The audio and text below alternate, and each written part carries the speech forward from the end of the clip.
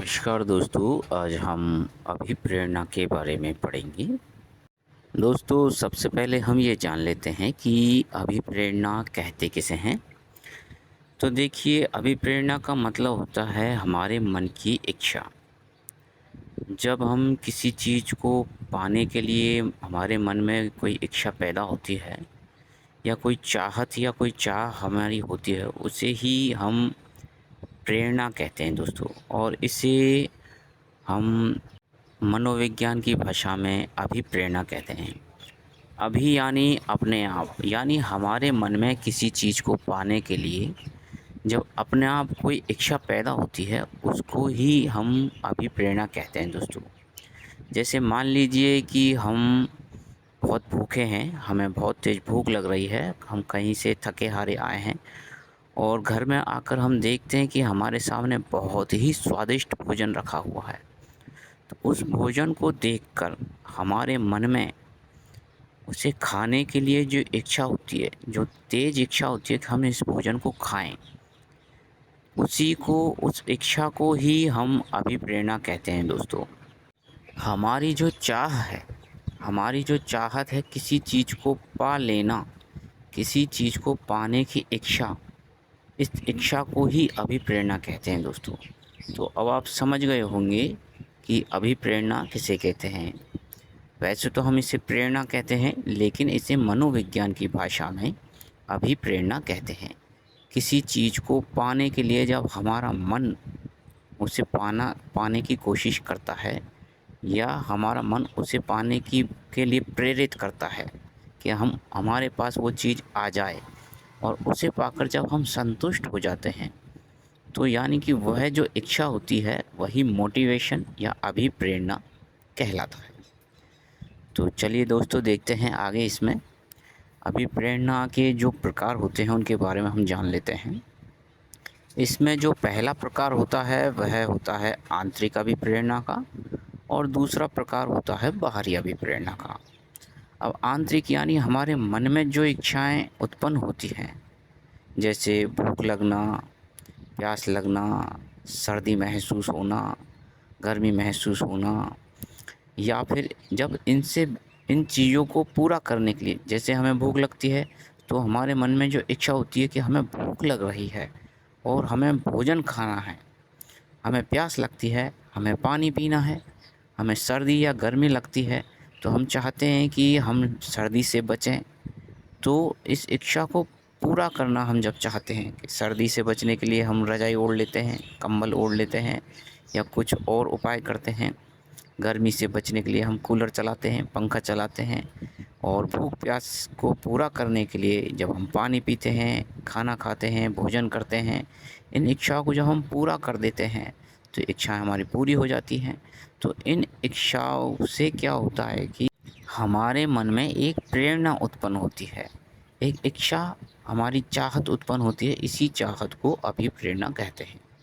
और यह हमारी आंतरिक चाहत होती है, यानी आंतरिक अभिप्रेरणाएँ होती हैं, ये हमारे मन में जागृत होती हैं। दूसरी हैं बाहरी अभिप्रेरणा। जैसे कि हम किसी व्यक्ति को देखते हैं कि कोई व्यक्ति टीचर है, बहुत अच्छा पैसा कमा रहा है, तो हम भी सोचते हैं हम भी टीचर बने, हमारा भी मान सम्मान हो। हमें कभी-कभी इच्छा पैदा होती है मन में कि हम बहुत सारा धन कमाएँ, हमारी ज़िंदगी अच्छी चले, हम बहुत सारी शोहरत कमाएँ, हमारा भी लोग हमें जानें, हमारी भी प्रगति हो। इस तरह की हमारी कई इच्छाएँ होती हैं, ये हमारी बाहरी अभिप्रेरणा या बाहरी इच्छाएँ कहलाती हैं। तो इस तरह से अभिप्रेरणा के 2 प्रकार होते हैं, ये आंतरिक प्रकार और बाहरी अभिप्रेरणा, ये दोनों प्रकार होते हैं। तो चलिए दोस्तों, आगे देखते हैं। दोस्तों, आगे हम पढ़ते हैं अभिप्रेरणा के स्रोत के बारे में। ये बहुत ही आसान है दोस्तों। अभिप्रेरणा के जो स्रोत हैं वो बहुत ही सरल हैं। इसे हम इस तरह से समझ सकते हैं दोस्तों कि सबसे पहले हम ये देखते हैं कि इसमें 3 स्रोत हैं। पहला है आवश्यकता, दूसरा है चालक और तीसरा है उद्दीपक। उद्दीपक को प्रोत्साहन भी कहते हैं, और अंग्रेजी में आवश्यकता को नीड कहते हैं, और चालक को ड्राइव, और उद्दीपक को स्टिमुल्स कहते हैं दोस्तों। तो सबसे पहले हम ये समझते हैं कि हमें हमारे मन में अभिप्रेरणा जागृत क्यों होती है। सबसे पहले हम ये जानते हैं, यानी हमारे मन में जब कोई इच्छा जागृत होती है तो वो क्यों जागृत होती है। तो दोस्तों इसका उत्तर है कि जब हमारे जीवन में किसी चीज़ की कमी होती है, तो उस कमी को दूर करने के लिए, किसी चीज़ की हमारे मन में इच्छा होती है, किसी चीज़ की कमी होती है, उस कमी की पूर्ति करने के लिए, उस कमी को, उस इच्छा को, उस चाहत को पूरा करने के लिए हमें किसी चीज़ की आवश्यकता पड़ती है। मान लीजिए कि हमें भूख लग रही है, तो हमारे मन में भोजन करने की इच्छा पैदा होती है, यानी हमें आवश्यकता होती है कि हम भोजन करें। तो अब हमारे मन में क्या पैदा हो रहा है, आवश्यकता पैदा हो रही है। तो अब आवश्यकता से हमारे मन में चालक उत्पन्न होता है। चालक यानी भूख। तो भोजन करने के लिए हमारे मन में भूख उत्पन्न होती है। तो ये भूख हमें कहाँ तक ले जाती है? भूख हमें उद्दीपक तक लेकर जाती है। उद्दीपक यानी हमारा प्रोत्साहन, या इसे हम अपना लक्ष्य भी कह सकते हैं। यानी जब किसी मनुष्य को किसी चीज़ की आवश्यकता होती है, यानी किसी चीज़ की ज़रूरत होती है, तो वह देखता है कि उसका लक्ष्य क्या है।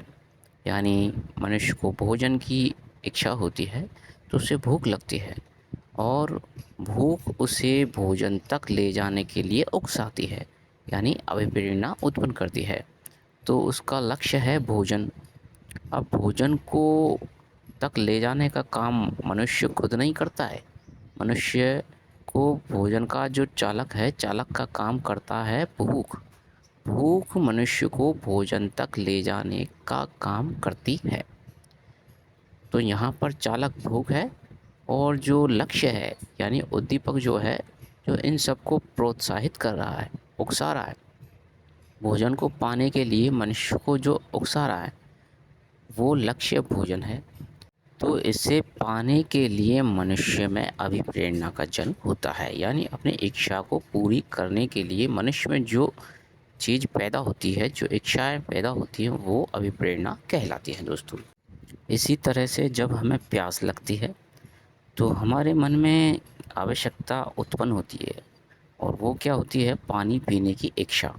ये हमारी ज़रूरत है। जब हमें प्यास लगेगी तो हमें पानी पीने की इच्छा, हमारी आवश्यकता उत्पन्न होगी। तो हम क्या करेंगे? हम, हमारा जो लक्ष्य है पानी, पानी तक हम जाएंगे और पानी को पीकर हमारी प्यास बुझाएंगे। तो यहाँ पर जो हमें चलाने वाला है वो है प्यास। जैसे वहाँ पर भूख और यहाँ पर प्यास।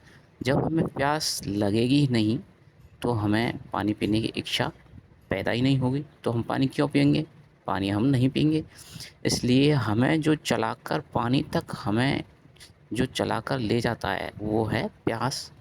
यानी प्यास कह रही है कि हमें प्यास लग रही है, प्यास लग रही है, तो हमें पानी पीना है। तो यहाँ पर चालक का काम प्यास कर रही है। इस तरह से आप समझ सकते हैं कि जो आवश्यकता है वो है पानी पीने की इच्छा, और यहाँ पर जो चालक है वो है प्यास, जो हमें चलाकर पानी तक ले जाना चाहती है। और जो यहाँ पर हमारा लक्ष्य है, जो उद्दीपक है, जिसे प्रोत्साहन भी कहते हैं, वो है पानी। इसी तरह से यदि हमें, हमारे पास धन की कमी होती है, तो हम चाहते हैं कि हम एक अच्छी नौकरी लग जाएं, हम टीचर बन जाएं। तो हमारे मन में नौकरी लगने और धन कमाने की जो इच्छा होती है वो जागृत हो जाती है। यानी हमारी आवश्यकता क्या बन जाती है? टीचर बनने की इच्छा, कि यदि हम टीचर बन जाएंगे तो हमारे पास भी बहुत सारा पैसा आएगा और हम हमारी जीवन की जो ज़रूरत है उन सब की पूर्ति कर सकते हैं। तो यहाँ पर जो चालक है वो है हमें धन कमाना। अगर हम नौकरी लग जाएं और यदि हमें नौकरी के बदले में धन नहीं मिले तो हम नौकरी नहीं करेंगे। इसलिए जो हमारी इच्छा है, इसमें हमारी इच्छा क्या है कि यदि हम नौकरी करेंगे तो हमें धन मिलेगा। तो यहाँ पर हमारी आवश्यकता है धन कमाना या नौकरी लगना, और नौकरी जो है धन, यहाँ पर क्या है? चालक है। धन हमें लेकर जा रहा है कहाँ तक? हमारे लक्ष्य तक लेकर जा रहा है। हमारा लक्ष्य है नौकरी। तो यहाँ पर आप समझ सकते हैं कि टीचर बनने की जो इच्छा है वो हमारी आवश्यकता है। इससे क्या होगा कि इससे हमारे पास धन आएगा, पैसा आएगा, रुपया आएगा और इसलिए हमें क्या करना पड़ेगा, हमें नौकरी, हमारे लक्ष्य पाना पड़ेगा, यानी हमें नौकरी लगना पड़ेगा, तब जाकर हमारी इच्छा की पूर्ति होगी। तो इस तरह से आप समझ सकते हैं कि आवश्यकता और चालक और उद्दीपक, इन तीनों में क्या अंतर है और ये किस तरह से काम करते हैं। आगे इसमें देखिए दोस्तों कि जो एक अभिप्रेरक भी इसमें होता है। अभिप्रेरक इन तीनों को मिलाकर अभिप्रेरक बनता है दोस्तों। देखिए जिसमें आवश्यकता, चालक और उद्दीपक, इन तीनों को, ये तीनों मिलकर अभिप्रेरक कहलाते हैं। यानी कि जो अभिप्रेरक होता है वो अभिप्रेरणा को उत्पन्न करने वाला होता है। अभिप्रेरणा को उत्पन्न करने वाले को क्या कहते हैं दोस्तों, अभिप्रेरक। देखिए जो आवश्यकता है वो भी अभिप्रेरणा को पैदा करती है। जो चालक है यानी जो लक्ष्य तक ले जाने वाला है वो भी अभिप्रेरणा को पैदा करता है। और जो उद्दीपक है, जो हमारा लक्ष्य है, वो भी ये कहता है कि हमें उसकी प्राप्ति करनी है, हम उसे चाहते हैं कि हमें लक्ष्य मिल जाए। तो ये तीनों ही अभिप्रेरक कहलाते हैं। और अभिप्रेरक का काम क्या है दोस्तों, अभिप्रेरणा को उत्पन्न करना। तो इस तरह से जो अभिप्रेरणा है उसके ये 3 या 4 स्रोत हैं, जिसमें आवश्यकता, चालक, उद्दीपक और अभिप्रेरक, ये चारों आते हैं दोस्तों। तो इस तरह से आप समझ गए होंगे कि अभिप्रेरणा के स्रोत कौन-कौन से हैं। तो चलिए दोस्तों आगे चलते हैं। आइए दोस्तों अब हम अभिप्रेरणा से संबंधित एक सिद्धांत के बारे में पढ़ते हैं। इसे आवश्यकता का सिद्धांत या मांग का सिद्धांत कहते हैं। इसे अब्राहम मैस्लो ने 1954 में दिया था दोस्तों। इसमें उसने 5 तरह की आवश्यकताओं के बारे में बताया था दोस्तों, जो मनुष्य को अभिप्रेरणा जागृत करने में सहायता करते हैं या अभिप्रेरणा को जगाते हैं। तो सबसे पहले इसमें उन्होंने बताया जो है शारीरिक आवश्यकता या शारीरिक मांग। इसमें मनुष्य की कुछ शारीरिक आवश्यकताएं होती हैं, जैसे भूख लगने पर भोजन की आवश्यकता, प्यास लगने पर पानी की आवश्यकता, सर्दी लगने पर बिस्तरों की या कपड़ों की आवश्यकता। तो ये सभी तरह की जो आवश्यकताएं होती हैं, ये सभी इसमें शारीरिक आवश्यकताओं में आती हैं। और इन आवश्यकताओं को पूरा करने के लिए मनुष्य के अंदर अभिप्रेरणा उत्पन्न होती है और वो अपने लक्ष्य को पाना चाहता है। जैसे दोस्तों यदि उससे सर्दी लगती है तो वो चाहता है कि उसका जो लक्ष्य है कि सर्दी से बचने के लिए उसके पास बिस्तर हो। तो जो यहाँ पर जो लक्ष्य है वो बिस्तर कहलाएंगे दोस्तों। और उसमें बिस्तर को पाने के लिए यानी कि सर्दी से बचाव करने के लिए उसमें अभिप्रेरणा उत्पन्न होती है। दूसरे नंबर पर है सुरक्षा की आवश्यकता। जब उसकी पहली आवश्यकताएं पूरी हो जाती हैं तो मनुष्य चाहता है कि उसे सुरक्षा मिले, यानी वो जहाँ भी रहता है उसकी सुरक्षा हो, चाहे वो जंगली जानवरों से हो, चाहे किसी और चीज़ से हो। यह दूसरे नंबर की आवश्यकता है।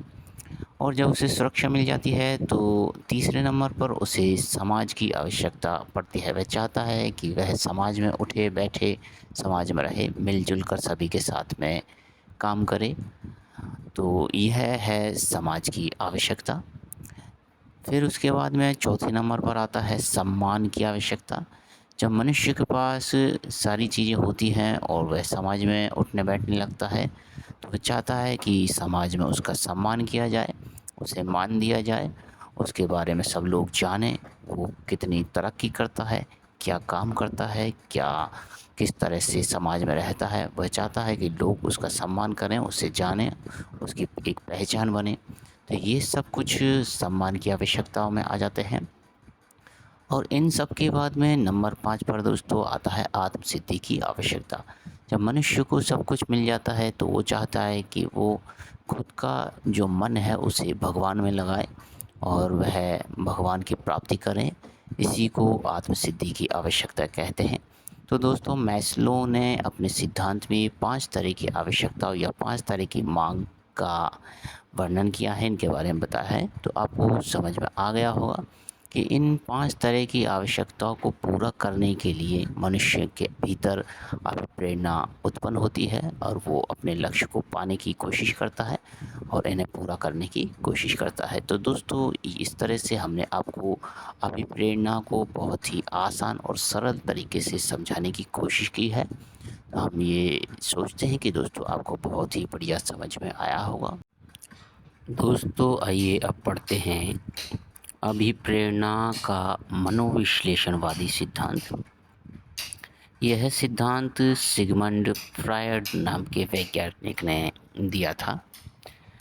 इन्होंने बताया था कि जो मन होते हैं वो 3 तरह के या 3 प्रकार के होते हैं। हमारा एक मन होता है, इसे चेतन मन कहते हैं, इसे ही इड या इदम कहते हैं। और दूसरा जो मन होता है वो अहम या अर्धचेतन मन कहलाता है, इसे ईगो कहते हैं। और जो तीसरे प्रकार का मन होता है उसे अचेतन मन या परम अहम सुपर ईगो कहते हैं। इनके बारे में इन्होंने बताया था दोस्तों कि जो इड होता है यानी जो चेतन मन होता है वो हमारा 90% जो हमारी इच्छाएं होती हैं वो उसी मन से उत्पन्न होती हैं। जैसे कि हमारे मन की इच्छाएं, सुख पाने की चाहत और जितनी भी इच्छाएं जो होती हैं, यानी हमेशा ये मन हमें सुख देने की कोशिश करता है। और इसके बाद में जो हमारा अर्धचेतन मन है वो हमें वास्तविकता को बताता है। मान लीजिए जैसे हम कहीं बाज़ार में गए और बाज़ार में हम एक दुकान वाले के पास गए और दुकान वाले के पास में बहुत सारे फल रखे हैं और हमारे पास उन्हें ख़रीदने के लिए पैसे नहीं हैं। तो हमारा जो चेतन मन है, जो इदम है, इड जो है, जो 90% है, वो हमसे सुख पाने के लिए कहेगा कि हमारे पास पैसा नहीं है और दुकानदार यदि उस दुकान पर नहीं है तो हमें फलों को चुरा लेना चाहिए और उन्हें खाकर हमें सुख की प्राप्ति करनी चाहिए। लेकिन जो अर्धचेतन मन है वो वास्तविकता को बताता है और वह कहता है कि यहाँ पर हमें ऐसा नहीं करना चाहिए, ये गलत है। इस तरह से हमारा अर्धचेतन मन वास्तविकता को बताता है। और जो तीसरे नंबर का मन होता है उसे परम अहम या अचेतन मन कहते हैं। यह हमें नैतिकता से संबंधित जो काम होते हैं उन्हें करने के लिए प्रोत्साहित करता है। यानी जो दुनिया में अच्छे काम कहे जाते हैं, जो भलाई के काम होते हैं, जो अच्छे लोगों के काम होते हैं, वो सारे काम करने के लिए यह मन हमको उकसाता है या हमको प्रोत्साहित करता है। तो इस तरह से सिगमंड फ्रायड ने 3 तरह के मन को बताया है, जिसमें पहला चेतन मन, इसका भाग 90% होता है, दूसरा अर्धचेतन मन और तीसरा अचेतन मन होता है। अचेतन मन का भाग 10% होता है। इस तरह से ये तीनों मिलकर 100% भाग हमारे मन का बनाते हैं दोस्तों। तो यह अभिप्रेरणा का मनोविश्लेषणवादी सिद्धांत है जो सिगमंड फ्रायड ने दिया था। तो दोस्तों ये आपको समझ में आ गया होगा। इसके बाद में दोस्तों हम अभिप्रेरणा से संबंधित कुछ सामान्य बातें आपको बता देते हैं। अभिप्रेरणा शब्द जो है वो मोटेम शब्द के लैटिन भाषा के शब्द से बना है और इसका अर्थ होता है गति करना। जबकि दोस्तों अभिप्रेरणा जो शब्द है वो अंग्रेजी भाषा का शब्द है। तो इसमें आपको अंतर याद रखना है कि जो अभिप्रेरणा है वो अंग्रेजी भाषा का शब्द है। अभिप्रेरणा की कुछ परिभाषा हैं जो बहुत ही महत्वपूर्ण है। सबसे पहले परिभाषा जो है वो है B.F. स्किनर ने दी है।